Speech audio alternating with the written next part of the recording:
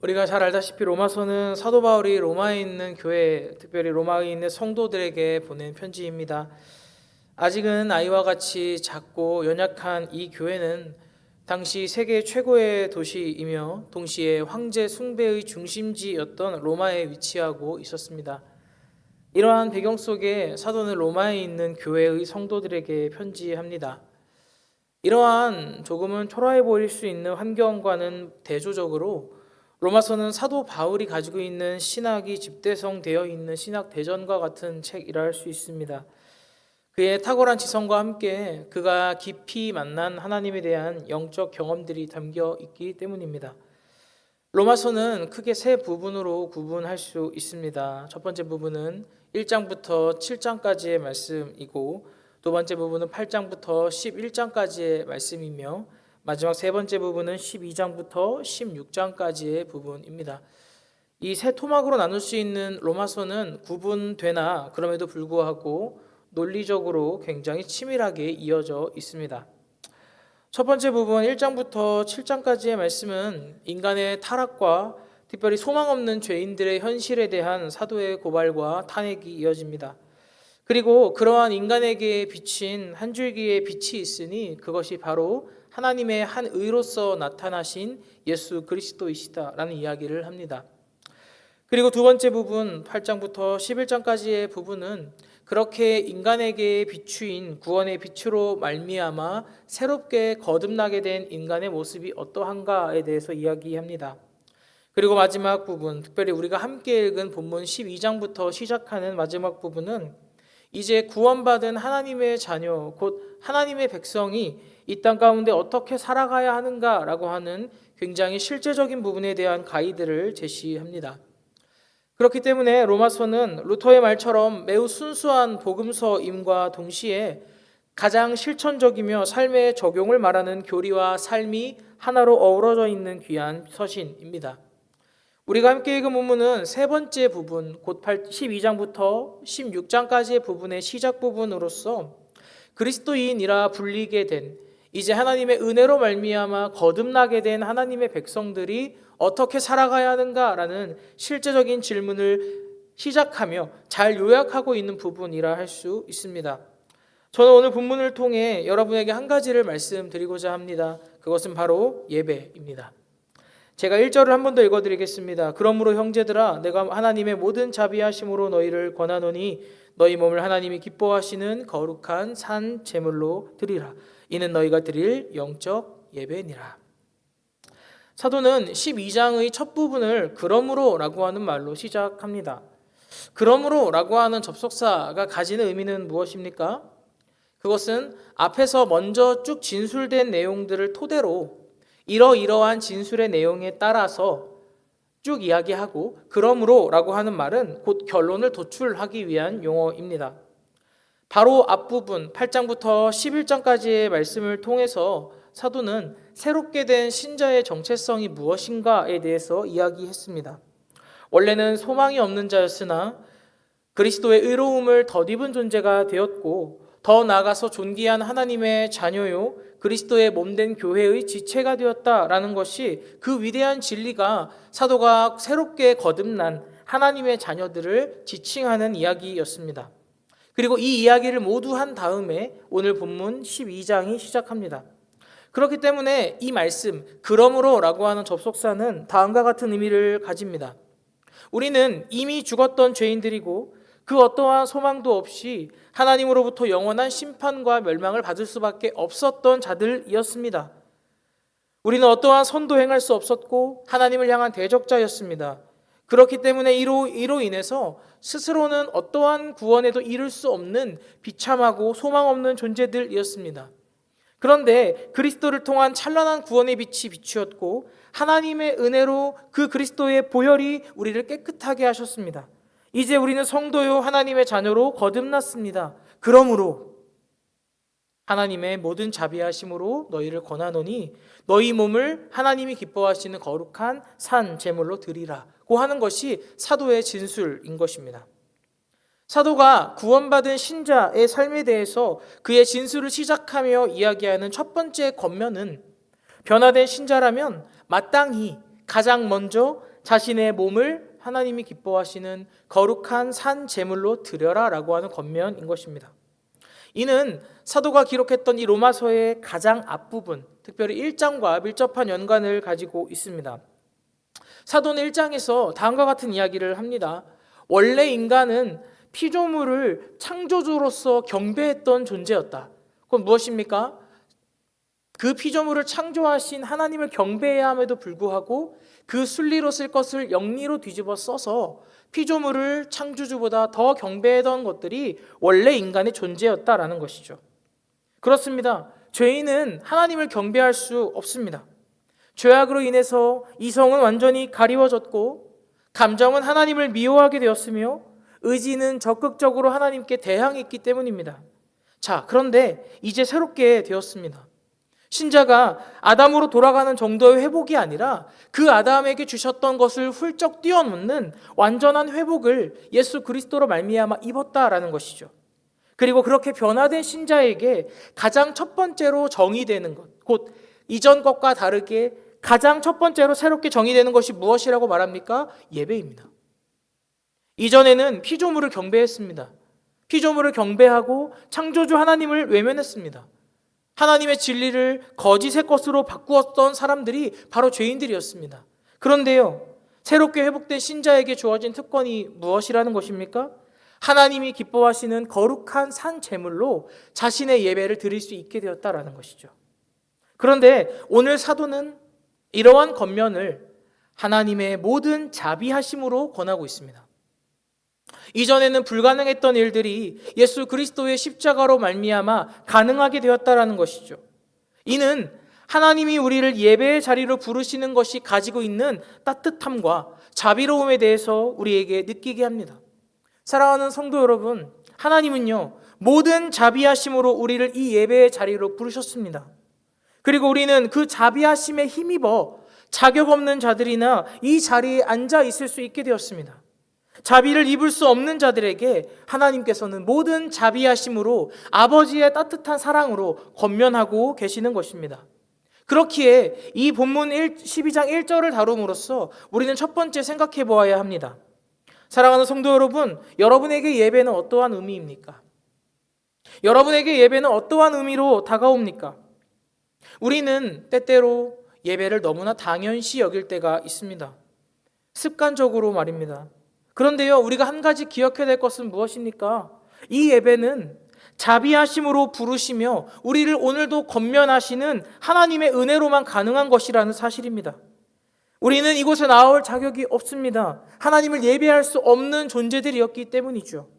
하지만 하나님께서는 자격 없는 죄인들을 당신의 무한하신 자비 안으로 이곳으로 불러주셨습니다. 그렇게 권면드립니다.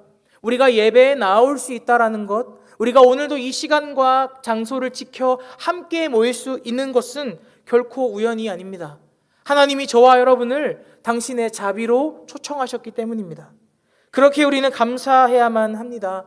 그리고 이 시간 드려지는 예배, 특별히 우리의 삶 속에 매 순간 드려지는 예배 속에 아버지의 사랑과 자비를 경험하도록 소망해야 합니다. 이 시간은 바로 하나님의 자비하심을 맛보는 시간이기 때문입니다. 다시 본론으로 돌아와서 사도는 이어서 무엇이라고 말합니까? 그 모든 자비하심으로 권면하노니 너희 몸을 거룩한 산 제물로 드려라고 말합니다. 사도는 당시 이 편지를 받던 사람들에게 매우 익숙한 개념이었던 제사라고 하는 개념을 차용하고 있습니다. 이것을 통해 무엇을 말합니까? 그리스도의 은혜로 구원받은 성도들이 드리는 예배란 구약의 백성들이나 그리고 그 당시에 존재했던 이방 민족들이 드리는 제사와 존재론적으로 다르다라는 이야기를 하고 있는 것입니다. 흔히 구약의 제사는 짐승을 하나님께 태워드리는 번제의 형식으로 드려졌습니다. 그 제사에는 반드시 죽음이 있어야만 했고 그 죽음이 있어야만 죄인들이 하나님 앞에 나아갈 수 있었습니다. 자, 그런데 어떻게 되었습니까? 교회가 세워진 후에 제사의 시대는 이제 끝이 났습니다. 그리고 예배로 하나님 앞에 나아갈 수 있게 되었습니다. 무엇이 이것을 가능하게 했습니까? 바로 예수 그리스도께서 모든 죽음을 대신 지시고 당신을 완전한 제물로 단번에 드리셨기 때문입니다. 그렇기 때문에 이렇게 우리와 같이 새롭게 거듭난 하나님의 백성들이 등장하게 되었고, 따라서 모든 구원받은 백성들이 드리는 예배는 하나님이 기뻐하시는 거룩한 산 제물로 드리는 예배로 변화된 것입니다. 자, 그런데 오늘 말씀 속에 하나님은 우리를 거룩한 산 제물로 드려라고 말씀하시면서 한 가지 수식어를 사용하십니다. 곧 하나님이 원하시는 제물의 성질, 우리가 드리는 예배 속에 하나님이 반드시 받기를 원하시는 것이 무엇이냐라는 것이죠. 오늘 말씀은 거대한 혹은 값비싼 혹은 양질의 제물로 드려라고 이야기하지 않습니다. 오늘 말씀이 우리에게 드리라고 권면하는 제물은 거룩한 제물입니다. 거룩한, 곧 이 하기안이라고 하는 단어로 쓰인 이 말은 하기오스라고 하는 동사의 변형어입니다. 명사의 변형어입니다. 그렇다면 하기오스라고 하는 말이 뜻하는 바, 거룩은 무엇입니까? 성경의 맥락 안에서 거룩은요, 구별됨 혹은 구분됨의 의미를 가집니다. 그러니까 어떠한 물질이나 존재를 하나님을 위해서 따로 떼어서 구분하여 드리는 그것, 내 것이었으나 내가 이것을 하나님께 떼어 드리는 순간 그것은 거룩한 성질을 가지게 된다라는 말이 하기오스라고 하는 단어가 가지고 있는 의미입니다. 그렇다면 이 말씀은 무엇입니까? 하나님만을 위해서 드리는 것, 그리고 하나님께서 독점적으로 소유권을 가지고 계시는 것이 곧 거룩한 제물이라는 것이죠. 하나님이 원하시는 제물은 그런 것입니다. 그런데 무엇이라고 말합니까? 우리의 예배가 가지고 있어야 할 필수적인 속성이 그 거룩함이라는 거예요. 그러니까 이 시간을 하나님께 내어드릴 때 하나님이 가장 기뻐하시는 것은 무엇입니까? 우리의 시간, 우리의 노력, 우리의 공간, 우리의 모든 것들을 원래는 내 것이었는데 그것이 이제 내 것이 아니라 이 시간만큼은 하나님을 위해서 거룩하게 떼어 드리는 것, 그렇게 드리는 그 예배를 하나님이 기뻐하신다는 것입니다. 그런데요, 그러한 거룩한 제물을 사도는 무엇이라고 말합니까? 너희의 몸으로써 드려라라고 얘기해요. 여기서 조금 이상한 것들을 발견합니다. 하나님은요, 구약의 이방 민족들을 가증스럽게 여기시면서 항상 지적하셨던 것이 하나 있습니다. 그것은 바로 사람을 드리는 인신제사였습니다. 자, 그런데 말씀은 우리의 몸을 거룩한 산 제물로 드려라고 이야기합니다. 그렇다면 이것은 구약 백성들을, 특별히 구약 이방 민족들을 하나님이 가장 미워하셨던 그 제사를 본받으라는 말씀일까요? 결론부터 말하자면 아닙니다. 여기에서 자기의 몸을 드리라고 하는 말씀의 의미는요, 단순히 눈으로만 보이는 곧 우리의 행동과 같은 피상적으로 드리는 예배의 행위뿐만이 아니라 하나님이 원하시는 예배의 핵심은요, 한 사람의 육신을 포함한 그 사람의 마음도 포함한 그 사람의 전 존재, 곧 육체와 함께 그 사람의 마음으로 드리는 온전한 예배야말로 하나님이 기뻐하시는 예배라는 뜻입니다. 그런데 어떻게 우리의 몸을 드립니까? 거룩하게요. 우리의 눈으로 보이는 예배의 행위뿐만이 아니라 우리의 영혼이 있는 우리의 마음 또한 하나님 앞에 거룩하게 구별하여 드리라는 것입니다.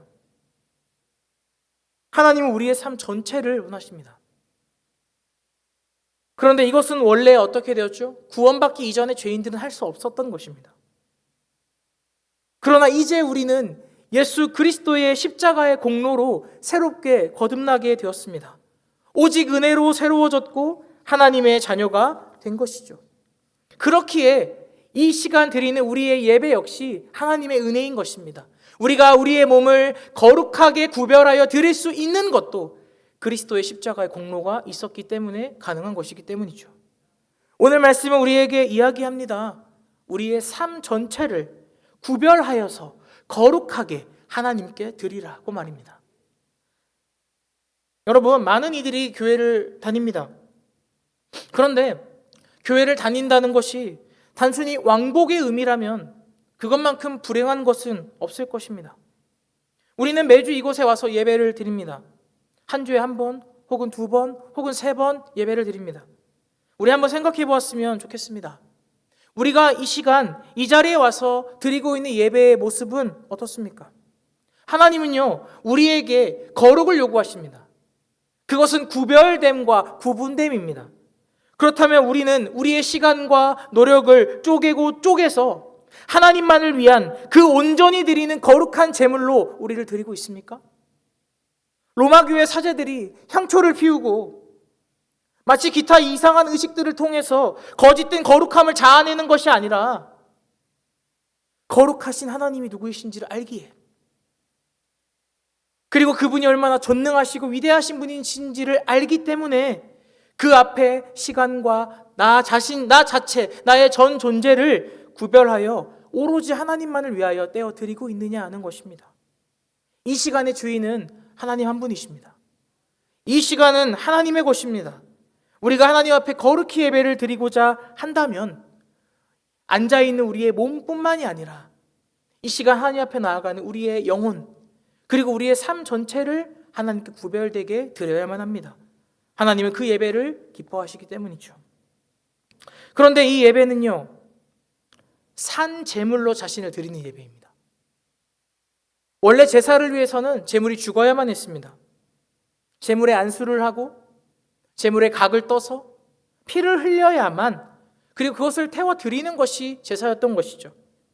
그러나 하나님께서 교회에게 원하시는 예배는 더 이상 죽은 제물로 드리는 제사가 아니라 한 사람의 존재를 거룩한 산 제물로 드리는 예배라는 사실을 오늘 본문은 우리에게 알려줍니다. 그 말은 무슨 말입니까? 하나님이 진정 원하시는 예배의 본질이 죽은 제물로 드리는 한계 있는 예배가 아니라 우리의 살아있는 전 존재, 나의 생명까지도 거룩하게 하나님께 드리는 삶의 예배야말로 하나님이 기뻐하시는 거룩한 산 제물로 드리는 예배다라는 사실을 말씀은 우리에게 알려주는 것이죠. 그렇다면 여러분, 이 예배 가운데 생명력이 있어야 합니다. 왜요? 우리 자체를 죽은 제물로 드리는 시간이 아니라 살아있는 제물로 드리는 시간이기 때문입니다. 우리 한번 돌아봅시다. 우리 가운데 과연 생명력이 살아있습니까? 우리가 드리는 예배 속에는 살아있는 생명력이 존재하느냐는 것입니다. 그리고 그 생명력의 핵심은요, 예수 그리스도의 십자가의 죽으심과 부활을 통해서 우리에게 부어진 하나님의 무한하신 사랑과 영광에 대한 인식이 있느냐는 것입니다. 우리는 어떠한 마음과 태도로 오늘 하나님 앞에 나아가고 있습니까? 그리스도의 십자가의 구속의 이야기가 우리의 심령에 퍼질 때 우리 안에는 살아있는 그 역동하는 그리스도의 생명이 누려지고 있느냐는 것입니다. 하나님이 원하시는 영적 예배를 위해 우리는 몸부림쳐야만 합니다. 그리고 그것이 없다면 오늘 우리의 예배가 산 제물로 나 자신을 드리는 시간이 아니라 구약의 제사처럼 그저 몸만 앉아있는 생명력 없는 예배라면 우리는 우리 예배를 돌이켜야 합니다. 왜요? 예배는 거룩하신 하나님을 만나는 시간이며 동시에 하나님께서 우리에게 허락하시는 역동적인 생명력이 부어지는 시간이기 때문입니다.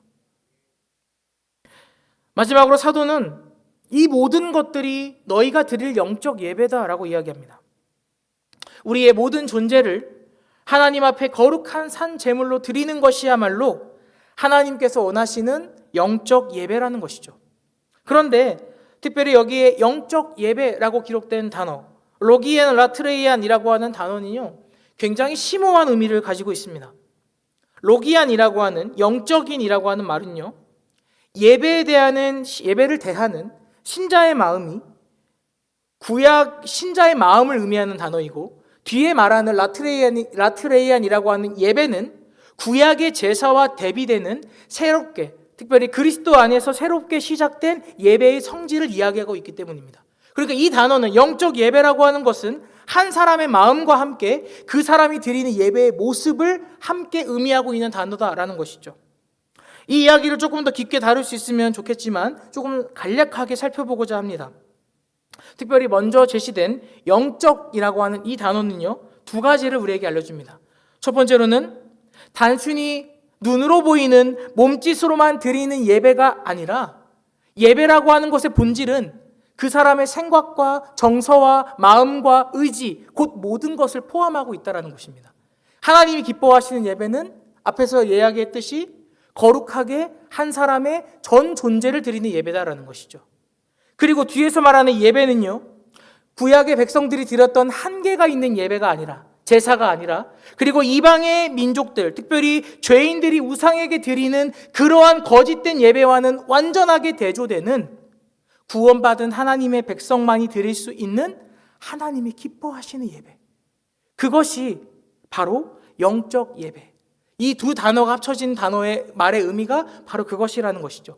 온 마음과 온 정성과 온 뜻과 전부를 들이되 이방의 민족들이나 구약의 한계가 뚜렷한 예배가 아니라 하나님이 기뻐하시는 것, 하나님이 원하시는 것을 드릴 수 있게 된 그 완전한 예배, 이것이 영적 예배라는 것이죠.